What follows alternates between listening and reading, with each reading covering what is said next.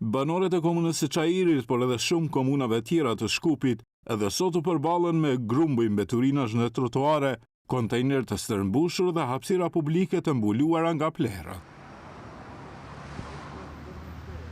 Edhe pse banorët kërkojnë më shumë angazhim nga komuna dhe ndërmarrjet publike e higjienës, shpresat e tyre për një Shkup më të pastër mbeten pas zgjedhjeve lokale. Sa mi gledate, ne e voret. Što si voda tamo između njih? Ne znam, ama narodov strada.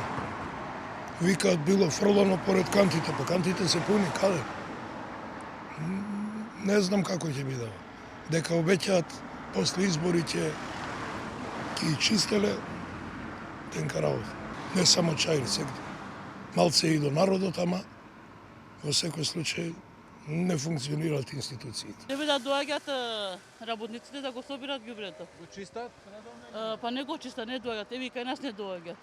И ѓубрето седи таму. Да видите што е тоа во топана. Знаете дека е. Gjendja po shihet. Qa duhet themi më tepër? Ku është faji sipas jush?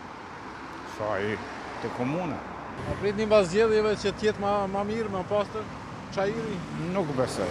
Koshat e mbeturinave të mbi ngarkuar nuk ishin vetëm në Çajir, edhe në lagjen e aerodromit, hapësirat afër kontejnerëve janë shndruar në mini deponi.